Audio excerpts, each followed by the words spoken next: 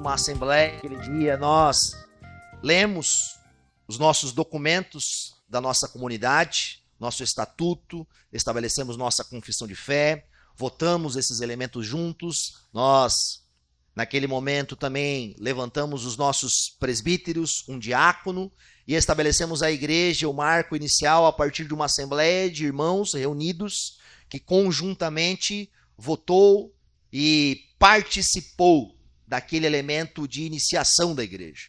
Estiveram junto conosco, talvez para quem vai lembrar, 2 pastores batistas, o Daniel Dides e o Willy, como testemunhas da fundação, do início de uma igreja, e ali foi um marco para a nossa comunidade. E amanhã isso faz um ano que nós iniciamos esse projeto de plantação de uma igreja batista reformada, que tem uma confessionalidade histórica, olha para os princípios elementares da reforma protestante e vivencia isso na sua vida diária. E hoje a gente vai falar sobre um princípio disso, que é o culto. O culto cristão.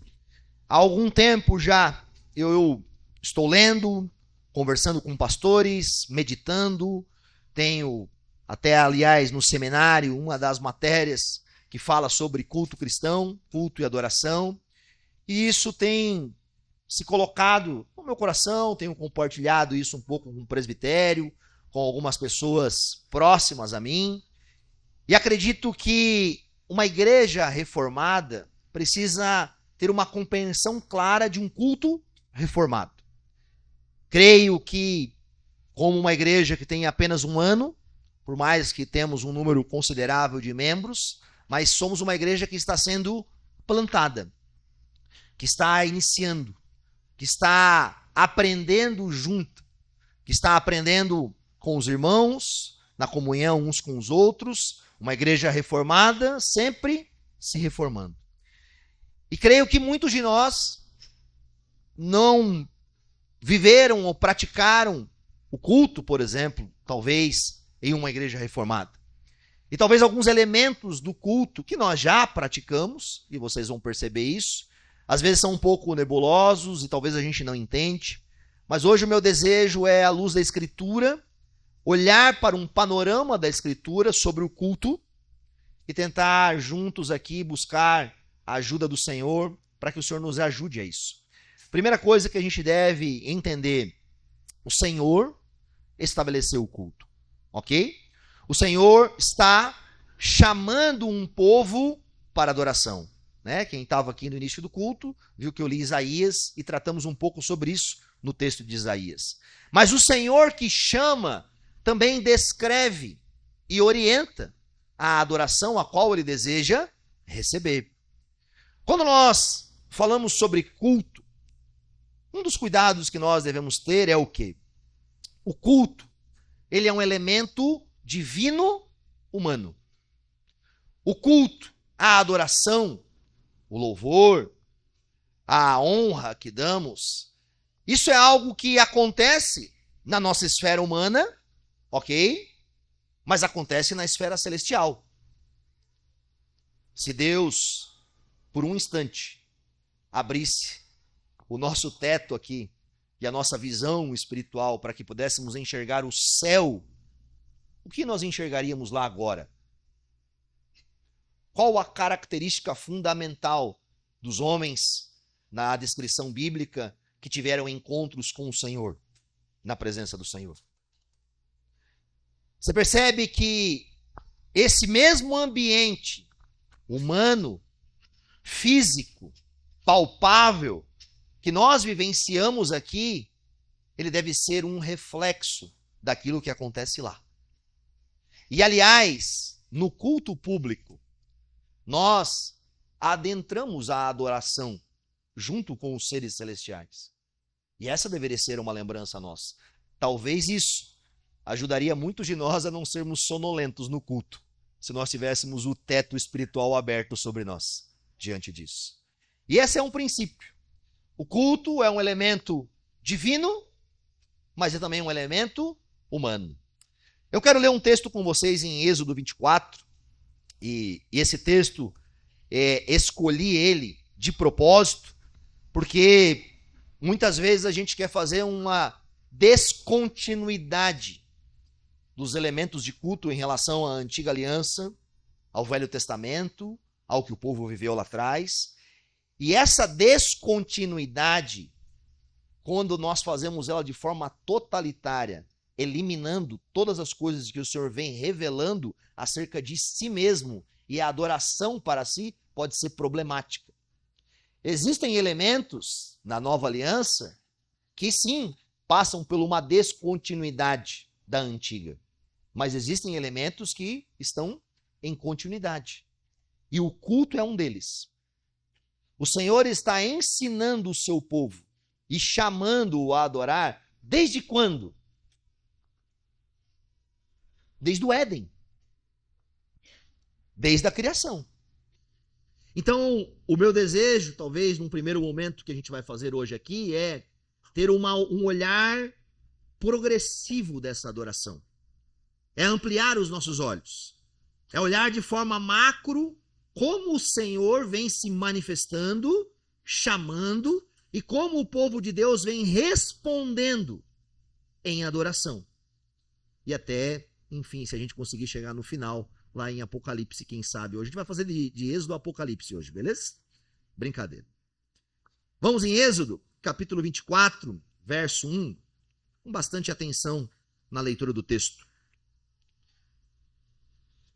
Depois Deus disse a Moisés: subam um monte para encontrar-se com o Senhor. Você e Arão, Nadab e Abiú, e 70 autoridades de Israel, adorem à distância. Somente Moisés se aproximará do Senhor, os outros não. O povo também não subirá com ele. Quando Moisés se dirigiu ao povo e transmitiu-lhes todas as palavras e ordenanças do Senhor, eles responderam em uníssono som: faremos tudo o que o Senhor ordenou. Moisés então escreveu tudo o que o Senhor dissera. Na manhã seguinte, Moisés levantou-se, construiu um altar ao pé do monte e ergueu 12 colunas de pedra, representando as 12 tribos de Israel.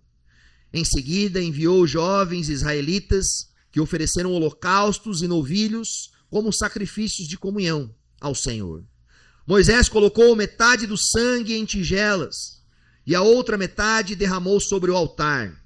Em seguida, leu o livro da aliança para o povo e eles disseram: faremos fielmente tudo o que o Senhor ordenou. Depois, Moisés aspergiu o sangue sobre o povo, dizendo: esse é o sangue da aliança que o Senhor fez com vocês. De acordo com todas essas palavras, Moisés, Arão, Nadab e Abiú e 70 autoridades de Israel subiram e viram o Deus de Israel, sob cujos pés havia algo semelhante a um pavimento de safira, como o céu em seu esplendor. Deus, porém, não estendeu a mão para punir esses líderes do povo de Israel. Eles viram a Deus e depois comeram e beberam. Feche teus olhos no seu lugar. Vamos orar juntos. Santo Deus, louvado seja o teu grande e precioso nome por essa manhã. Nós viemos aqui juntos para lhe adorar, para prestar honra e louvor ao Senhor, porque temos a consciência de que o Senhor nos separou e nos chamou para isso. Ajuda-nos, Senhor, como igreja, a termos uma percepção clara do que fazemos aqui, por que nos reunimos e o que o Senhor espera de nós. Ajuda-nos, Senhor, a sermos diligentes, responsáveis, com a descrição e a prescrição da sua ordenança, acerca daquilo que o Senhor mesmo exige da adoração. Livra-nos, Senhor, de prestarmos um culto que não te adore, de prestarmos um culto estranho ao Senhor, que manche a sua santidade, e que o Senhor possa nos ajudar como igreja a termos uma visão bíblica, uma visão correta e uma aplicação na nossa igreja. Esse é o nosso pedido e a nossa oração, no nome santo de Jesus. Amém e amém. O que acontece quando nós nos reunimos para adorar? O que acontece quando nós cantamos, quando nós abrimos a palavra? Por que nós viemos aqui, por exemplo, semana após semana? Quais são os elementos que devem compor, por exemplo, a nossa adoração? Será que Deus não tem nenhuma orientação para nós, como culto, como povo de Deus? Será que a nossa boa intenção e um coração sincero apenas são necessários para adorar a Deus de forma certa? Será que a nossa boa intenção pode cobrir a nossa falta de compreensão acerca do qual o próprio Senhor Deus se colocou e chamou o povo, por exemplo, para adorá-lo? De forma básica, eu vou expor um pouco esse texto, mas hoje é uma pregação temática, onde eu quero falar claramente sobre culto. O culto, ele tem elementos muito claros, muito específicos, que devem compor o culto cristão. Por exemplo, a leitura da palavra é um elemento claro e específico do culto do cristão. A palavra, ela tem uma centralidade na esfera do culto. Por mais que o nosso culto deva ser teocêntrico ou cristocêntrico, mas teocêntrico porque adoramos a Deus por meio do Filho, através do Espírito, ou seja, é uma obra da Trindade que nos auxilia a adorar ao Senhor. No culto, temos um elemento que amarra o exercício dessa esfera. E qual é esse elemento principal? A palavra.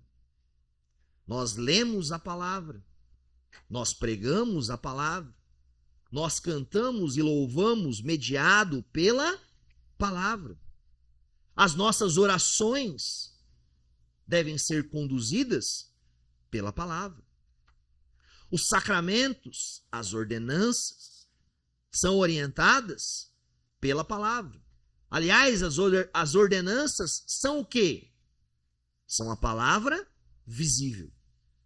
Nós lemos a palavra, nós cantamos a palavra, nós oramos a palavra e nós vivemos a palavra, na medida em que nós exercitamos a prática das ordenanças do Senhor, batismo e ceia.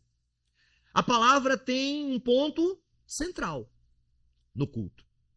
Aliás, esse é o nosso elemento de segurança, pois a fé vem pelo ouvir, e ouvir a palavra. Como Deus criou o mundo? Através da sua palavra poderosa. Como Deus salva pecadores indignos e os insere no seu povo para adoração? Através da palavra. A palavra cria o ambiente de adoração e santifica a igreja e conduz a igreja. Por que isso é importante? Porque nós não podemos substituir no culto de adoração a Deus a palavra e o desmembrar da palavra nas suas atividades culticas por outros elementos. Adicionar elementos estranhos à palavra, pela qual foi estabelecida por Deus, é, em primeira instância, não confiar na suficiência da palavra. É como nós disséssemos a Deus: Senhor, você tem uma boa ideia, mas nós temos uma melhor. Nós podemos produzir a adoração, santificação, através de outros elementos que talvez o senhor não conhece. Deixa eu explicar para o senhor. Você percebe como isso é perigoso? Como nós devemos ter um cuidado em relação a isso? No culto, de forma ativa, o Senhor chama seu povo, o Senhor salva seu povo, purifica, o Senhor consola, convence, ensina, protege, renova, através do quê? Através da sua palavra. Através desse elemento que o Senhor utiliza para convencer pecadores e nos amoldar à semelhança do Criador. A adoração é um processo de transformação. Quando nós falamos, por exemplo, sobre discipulado, muitas pessoas olham para o termo discipulado apenas como um elemento didático do 1 a 1. Eu como uma pessoa sentada, sendo discipulada e aprendendo com ela. Não que esse elemento não seja um discipulado, mas o culto cristão discipula as pessoas. Vai conformando-as à imagem e à semelhança do próprio Cristo. No culto cristão, nós aprendemos de forma pedagógica a ler a palavra. Nós aprendemos a orar. Nós aprendemos que nós confessamos nossos pecados, que nós clamamos ao Senhor, que nós oramos em honra e glória ao Senhor. Nós exercemos gratidão e outras esferas.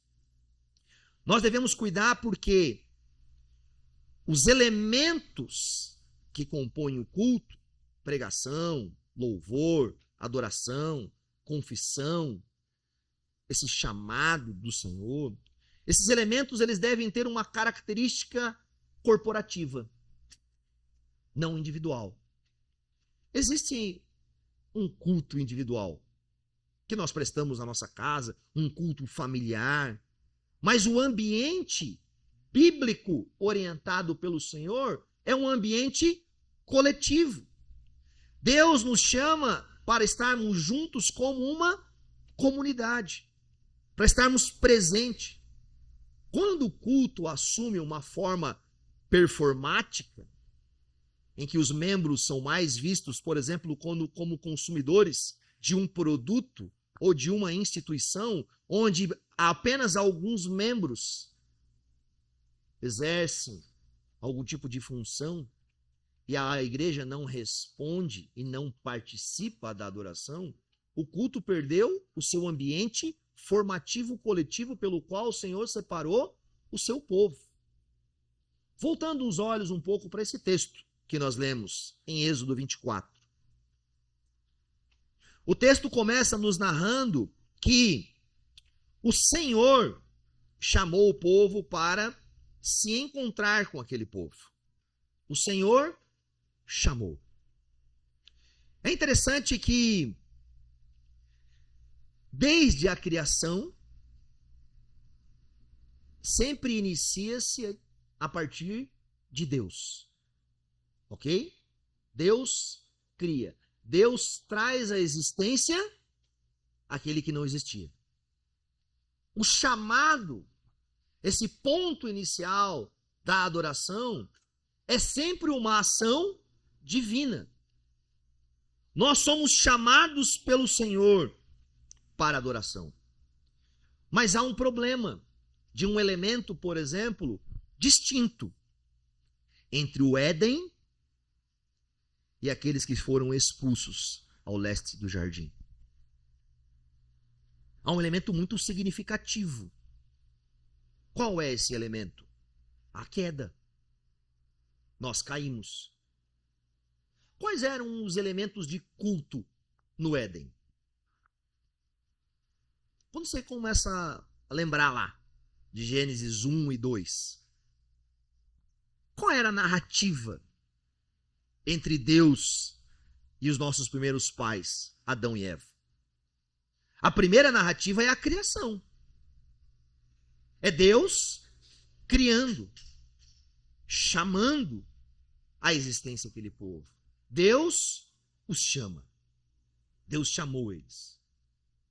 E aqueles homens, então, Adão e Eva, são levantados pelo Senhor.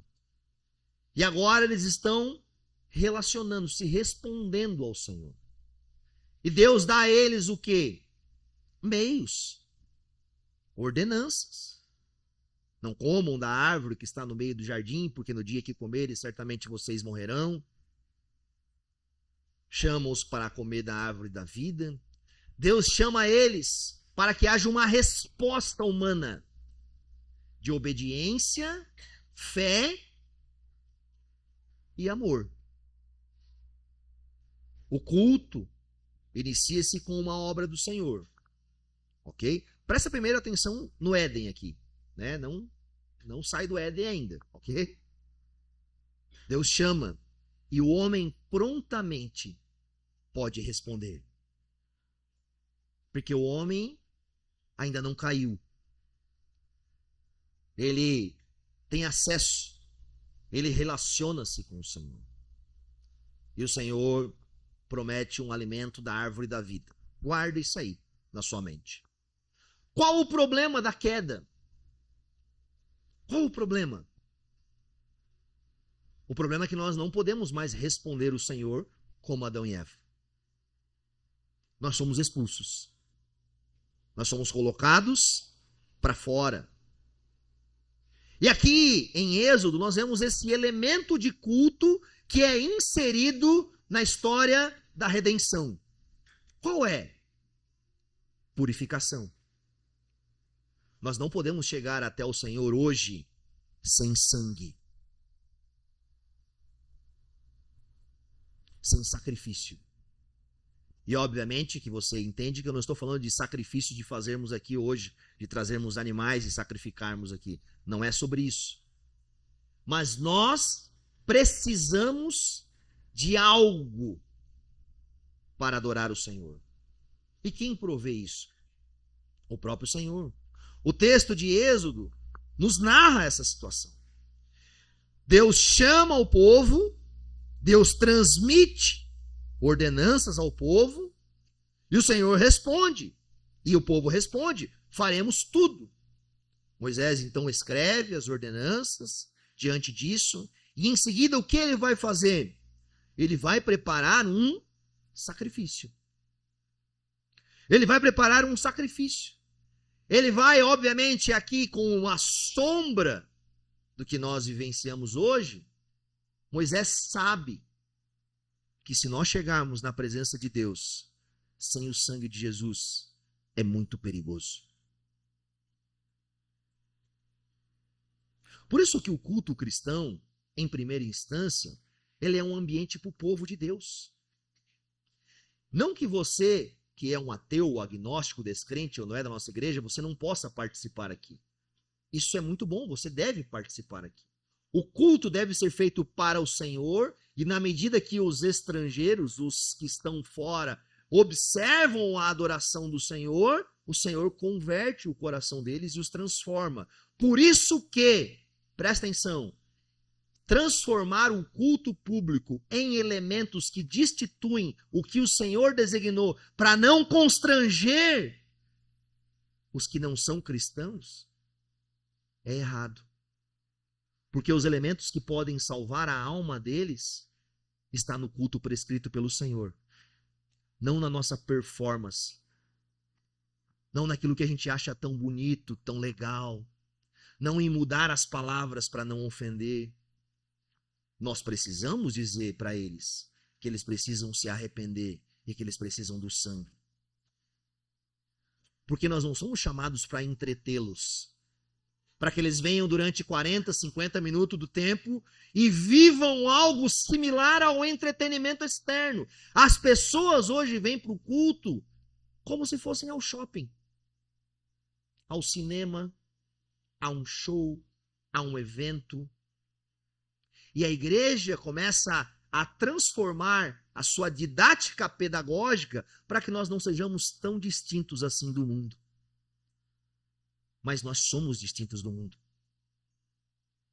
O culto é uma esfera visível do que acontece no invisível. O culto é a semelhança de que acontece nos céus. E nós queremos trazer os céus para a terra. Mas se nós queremos imitar a terra, nós nos distanciamos do céu. Você percebe? Elementos didáticos. pedagógicos. Ah, mas vai ser ofensivo. Experimenta aí diante do trono de Deus sozinho hoje. E veja se não vai ser ofensivo. Se você não vai tremer de medo diante da visão do Todo-Poderoso. O Senhor chama o seu povo, mas o seu povo não tem condições de ir sozinho até ele. E o povo precisa de sangue. Alguém precisa entregar a sua vida. Alguém precisa pagar o preço do pecado, pois o castigo do pecado é a morte. E Moisés sabe dessas coisas. E obviamente que o elemento de sacrifício do Velho Testamento eram símbolos daquilo que viria. Ele apresenta o sacrifício, ele pega aquele sangue, coloca em tigelas, ele lê o livro da lei do povo. Para quê? Para que o povo tenha consciência do seu pecado. Quando nós lemos as Escrituras, quando nós apresentamos a santidade e quem Deus é e o que Deus exige, é um elemento do culto. Afastar-se da lei de Deus, porque ela talvez é ofensiva a nós, é afastar-se do elemento que pode levar as pessoas ao arrependimento genuíno. A elas dizerem como Isaías: ai de mim, eu vi o Senhor na sua santidade, na sua glória. Ai de mim, socorro, o Senhor é santo. Ouvir sobre quem o Senhor é parte da nossa adoração. Mesmo que isso nos cause tremor. Mesmo que isso demonstre a longevidade que nós estamos do Senhor. É parte. Moisés lê a lei diante do povo. E aí o povo responde: faremos tudo o que o Senhor ordenou. Parece até uma piada, né? Você vai virando alguns capítulos aqui, daqui a pouco tem um bezerro de ouro no meio da adoração do povo. Daqui a pouco estão acendendo um fogo estranho, daqui a pouco estão... Você lê o texto e fala assim: o povo quer morrer. Só pode. É isso que eles não entenderam a realidade. Deus está estabelecendo um pacto, uma aliança com eles. E o povo responde. Isso é uma continuidade. Se você olhar para o Antigo Testamento, você vai perceber que esse elemento didático do pacto de Deus, que é estabelecido lá no Éden, é repetido várias e várias e várias vezes. Deus se mantendo fiel à sua aliança. E Deus chamando o povo para renová-la. Sempre. Por quê? Sabe, você nunca se perguntou assim: cara, por que Deus foi tão paciente e renovava constantemente a sua aliança com o seu povo? Porque Deus sabia que essa aliança seria cumprida na vida do seu filho, que um dia ele transformaria como um do povo. O seu filho é o cumprimento do pacto em nosso lugar. E mesmo que o povo continuamente não cumpria, Deus continuava se mantendo fiel à aliança, porque ele sabia, que um dia o seu filho cumpriria a parte do pacto que caberia a nós. Mas o povo continuamente respondia: nós vamos fazer. O povo continuamente estava lá. Moisés demonstra que aquele sangue é uma aliança. E as autoridades de Israel viram a Deus. O texto fala 2 vezes isso. E durante essa semana eu fiquei não, eles viram mesmo. E eu fui ler em várias versões, fui buscar no original, e todas elas, você pode procurar depois, aí pode ler na Almeida Corrigida, na Almeida Revisada, em outras. O povo viu a Deus. Viu a Deus. O povo viu o Senhor. Algumas coisas para nós sobre o culto, para entendermos. A primeira coisa é compreender que nós fomos criados por Deus e para Deus. O fim principal do homem é glorificar a Deus e alegrar-se nele para sempre. O homem é um ser litúrgico. O homem em si é constituído pelo um senso divino de adoração. Nós adoramos. Sabe, grande parte da nossa existência está em busca de adoração. Seja através de elementos culticos, corretos e coesos no Senhor, ou seja através de qualquer outra coisa. O homem adora. Mas a pergunta é, o que ele adora? E como ele adora? Você lembra lá no início de Romanos, quando o apóstolo Paulo, lá no capítulo 1, por volta do verso 18, 17, nós vemos lá que Paulo vai falar, olha, eles começaram a criar coisas, imagens, e deixaram de adorar o Deus eterno para adorar a criatura. Os répteis, os animais, a si mesmo. O povo então abandonou o elemento certo, mas continuou adorando. A queda manchou os nossos olhos, mas não destituiu de nós o nosso desejo. Ela fez um estrago na nossa visão. Mas ao mesmo tempo, o Senhor está fazendo o quê? Está restaurando. Aquilo que o nosso coração se agarra no dia a dia da nossa vida, muitas vezes é o nosso elemento de culto. Às vezes nós estamos agarrados à nossa finança, ao nosso trabalho, à nossa família, que são coisas boas, mas que não devem ser o centro da adoração do nosso coração. Desde a queda, o que o Senhor está fazendo? Qual é o elemento de atuação do Senhor na história? Está restaurando um povo para adoração. A redenção é um plano de trazer a humanidade de volta ao propósito pelo qual elas foram criadas. O propósito é de adorar o Senhor.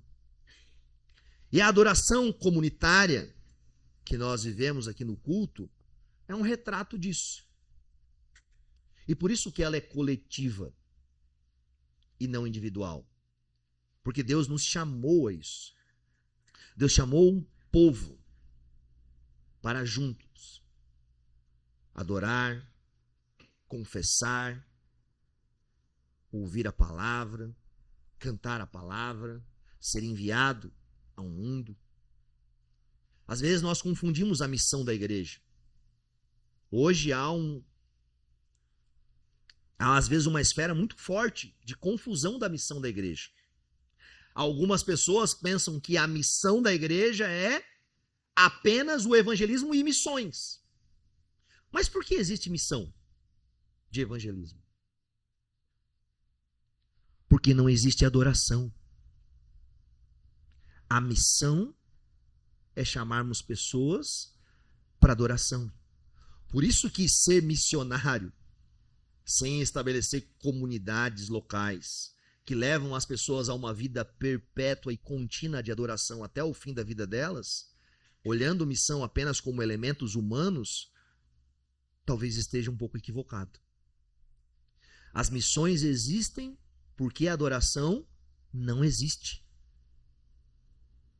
Nós vamos ao mundo para proclamar o Senhor que nos salvou, para que as pessoas possam adorá-lo, para que as pessoas possam participar disso. E quando você tem algumas imagens do céu aberto, como de Isaías, como de Apocalipse, como de outros lugares, você não vê mais lá a missão.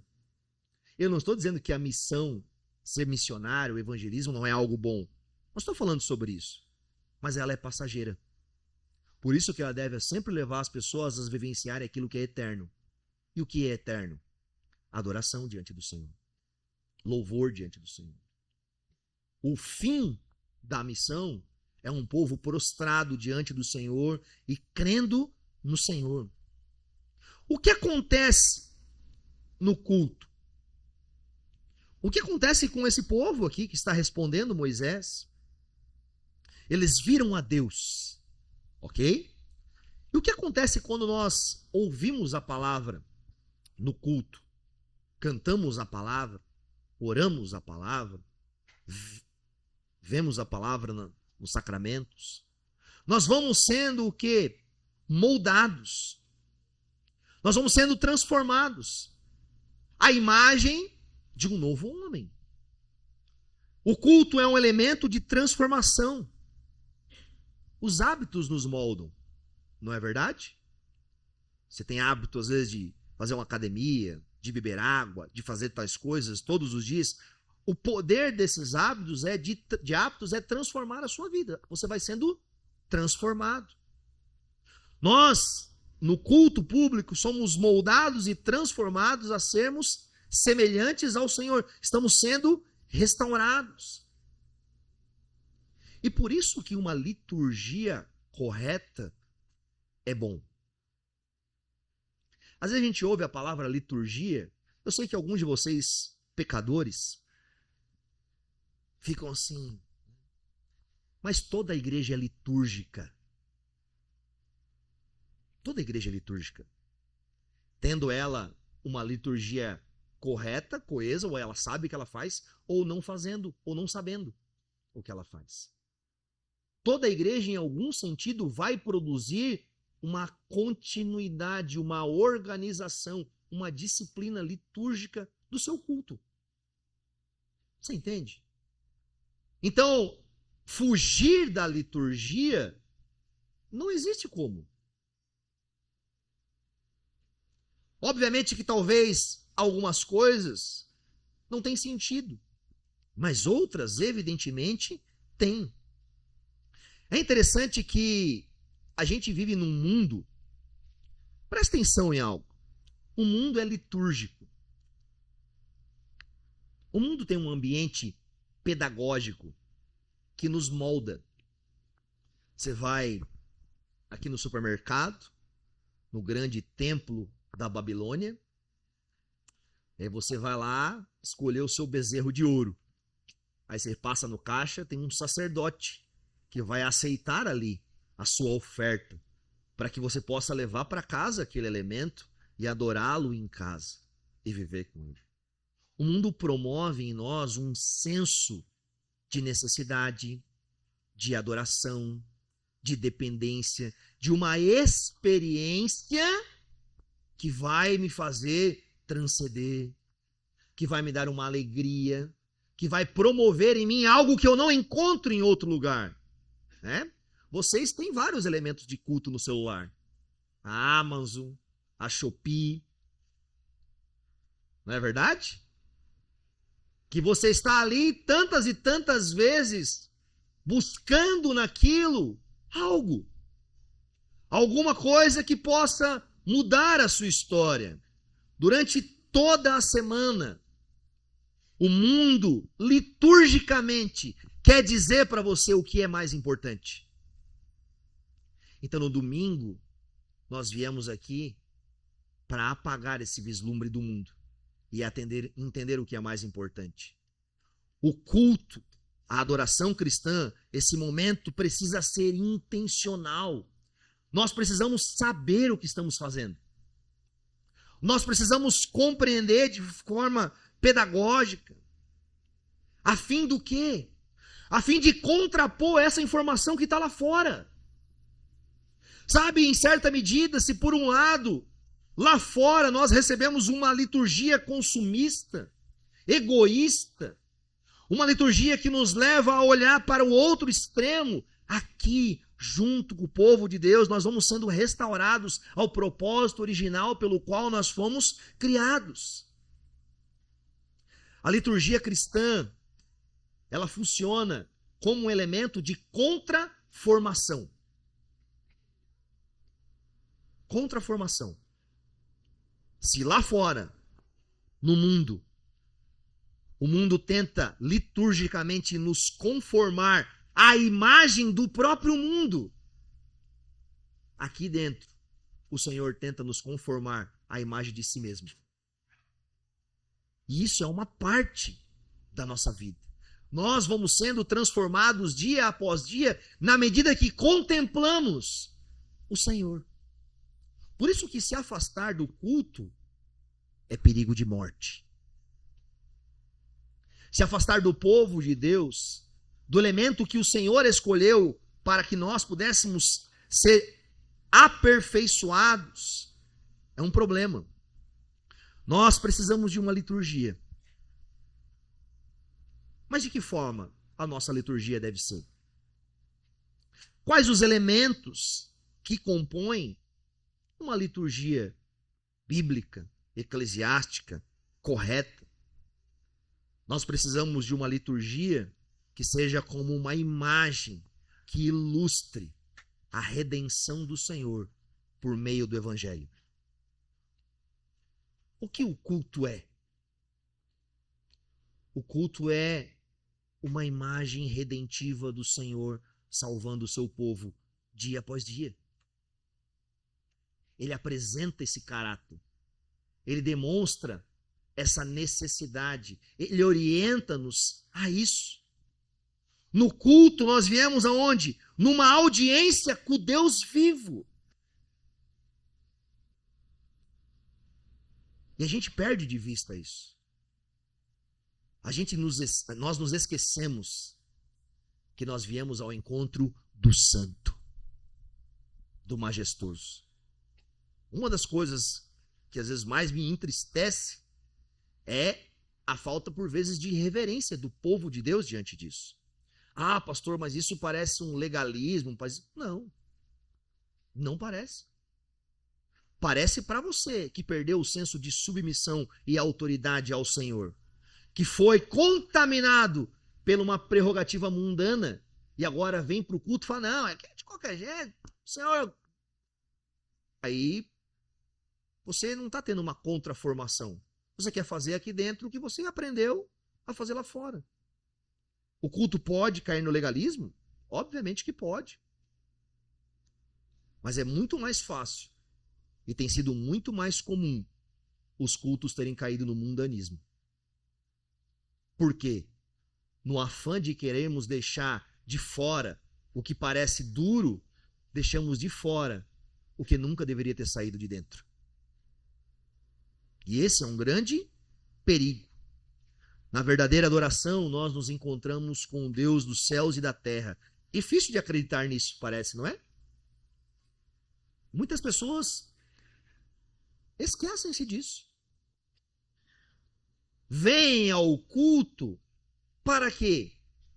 Para encontrar-se com seus amigos, para terem um programa da semana, para serem entretidos, para entreterem seus filhos. Se o culto é só isso, se o culto é só essa ideia quase que pagã, a adoração não tem sentido. Por que muitas pessoas se afastam da igreja? Por que muitas pessoas tomam um caminho distante da adoração? Porque o culto assemelhou-se a um elemento humano. E isso as levou para fora. É interessante que, biblicamente, nós podemos, obviamente, sim, se encontrar com Deus na nossa casa, na nossa família, em outros lugares. O Senhor está conosco. O Espírito do Senhor está conosco. Está. Mas mesmo assim, o Senhor delegou e decretou que nós continuamente nos reuníssemos juntos. É um exemplo bizarro.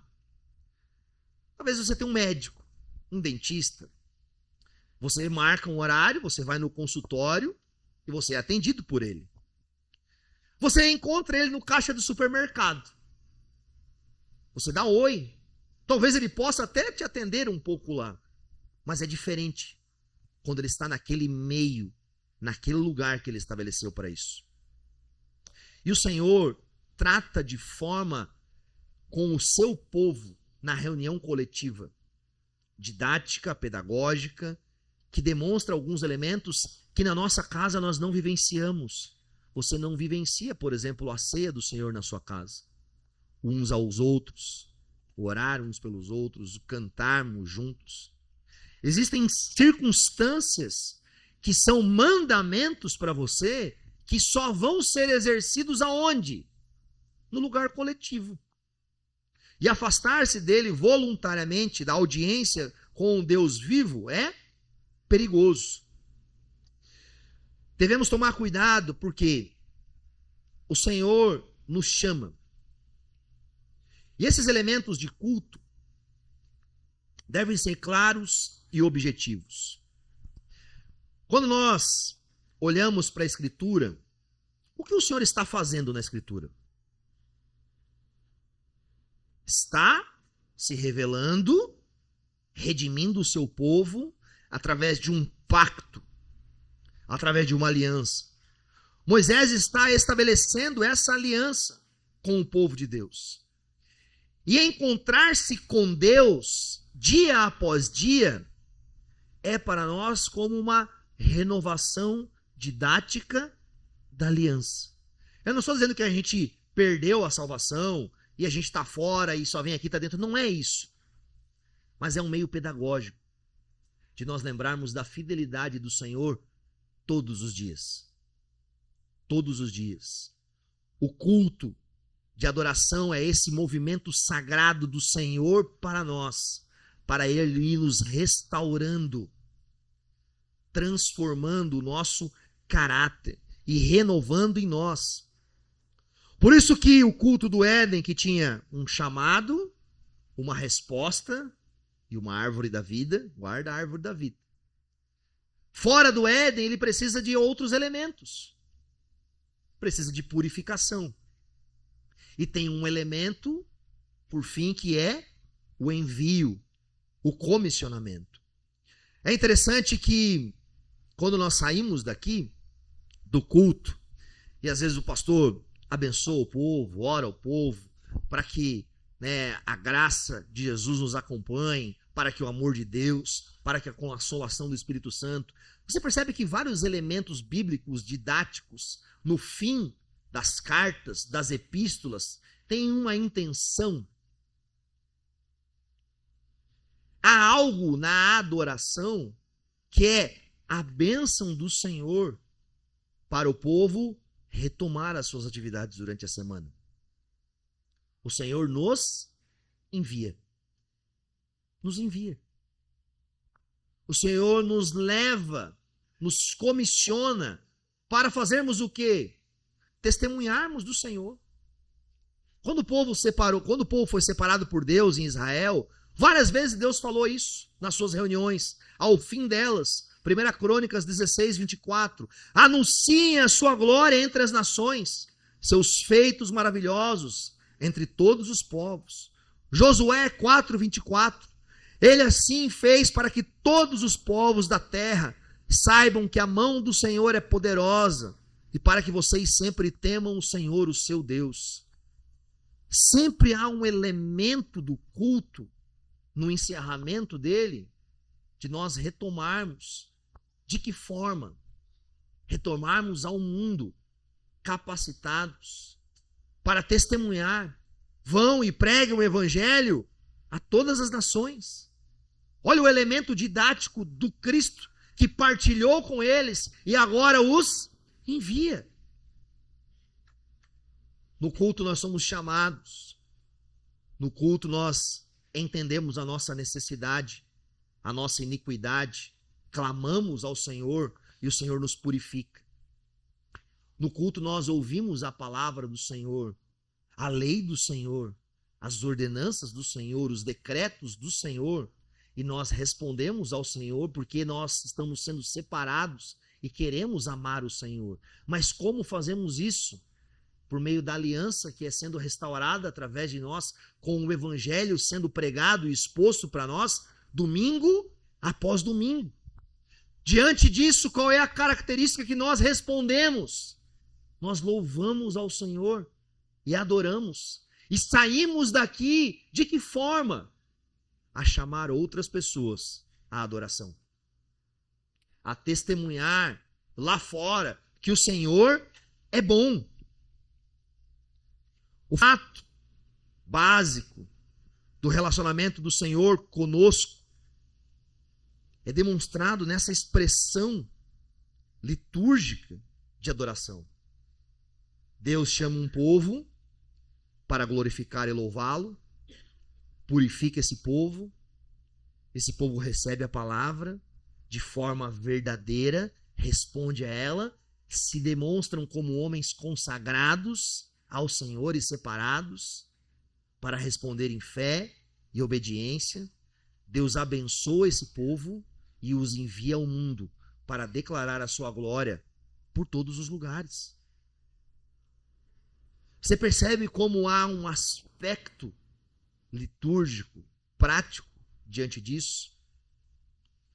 Deus continua se relacionando com o seu povo de forma pactual. Nós continuamos a ser infiéis e Ele continua a ser fiel conosco todos os dias. E nós viemos aqui, domingo após domingo, para confessar os nossos pecados, para clamar a Ele pela sua graça, para reconhecer pela sua bondade, para adorarmos, porque nós não temos mérito nenhum. E saímos daqui constrangidos dizendo, vocês precisam conhecer o que Deus está fazendo. Vocês precisam entender quem é esse Deus. Somos agora chamados a adorar a Deus em nome do Filho. Somos purificados, não por algo que fizemos, mas pelo sacrifício do Filho. Oferecemos a nossa consagração ao Senhor quando ouvimos a pregação do Evangelho do Filho. Comungamos com o Deus eterno, assentado à mesa pelo sangue do Filho. Somos enviados a todas as nações para testemunhar do Filho. O culto é uma expressão clara da obra redentora de Deus Pai por meio do Filho. Por isso que Cristo é a centralidade do nosso culto. E, portanto, qual é a nossa resposta diante de tudo isso? A nossa resposta diante de tudo isso é: obrigado, Senhor. Louvado seja o teu grande nome. Sabe, a nossa resposta não é sermos arrogantes, presunçosos, não é criarmos elementos estranhos, não é fazermos coisas que o Senhor não chamou, não é inventarmos a roda. Não, não, não. Nós revivemos o Evangelho cada vez que nos encontramos como povo na igreja. E isso será assim até o fim dos tempos. As pessoas que desejam muito coisas novas na igreja, talvez elas não entenderam as antigas. Sabe, o que nós estamos fazendo aqui é o que o céu está fazendo de eternidade em eternidade. É o que Deus chamou Adão e Eva no jardim a fazer. É o que Deus chamou Abraão, Isaac, Jacó, Moisés. É o que Deus está fazendo em toda a história. A nossa igreja, que tem um ano, faz parte de uma igreja que tem muitos mais anos. Nós não devemos nos envergonhar dos nossos cabelos brancos, achando que a gente precisa mudar todas as coisas para que isso seja atrativo às pessoas. Se as pessoas não forem atraídas por meio dos elementos didáticos do Evangelho, talvez nós não estamos salvando elas. Nós estamos entretendo elas para o inferno. E esse é um grande perigo. Sabe, tenha prazer em saber o que você faz aqui. Esteja atento quando nós começarmos o culto. Aliás, chegue no começo do culto. Esteja atento ao tempo de adoração. Compreendas que você veio aqui porque primeiramente Deus lhe chamou. Deus rasgou teu coração, Deus te convenceu, Deus abriu os céus para que você pudesse ouvi-lo. Deus fez algo com você que você era incapaz de fazer. Mas não esqueça que aqui é um encontro com Ele. Não porque o pastor está aqui, ou porque nós temos uma placa, mas é um encontro com Deus verdadeiro. Hoje eu estou fazendo uma breve pincelada sobre culto. Nós vamos tratar sobre isso um pouco nas EBDs, sobre pregação, sobre louvor, sobre outras coisas. Nós vamos olhar mais profundamente isso. Mas há uma reunião do povo de Deus com o Deus Santo. E nós não podemos perder isso de vista. A nossa liturgia deve ser enraizada aonde? Nessa história redentiva. É como se nós fizéssemos uma demonstração todas as semanas do louvor, da glória, da majestade do Senhor diante disso. Eu quero encerrar com uma leitura que não está na Bíblia, mas é das Crônicas de Nárnia. Então você não vai ter para abrir aí, eu vou abrir sozinho aqui. Amém? Se você não leu ainda, vale a pena ler o Leão, a Feiticeira e o Guarda-Roupa. Escute comigo. Aqui está narrando quando os jovens lá das Crônicas de Nárnia vão se encontrar a primeira vez com Aslan. E olha o que o texto nos fala. O texto, o livro. Quando vocês virem Aslan, hão de entender tudo. E chegaremos a vê-lo um dia? Perguntou Susana. Mas é claro, filha de Eva, foi para isso que eu os trouxe aqui. Vou guiá-los até ele. E ele é um homem? Perguntou Lúcia. Aslan, um homem? Disse o senhor Castor, muito sério. Não, não.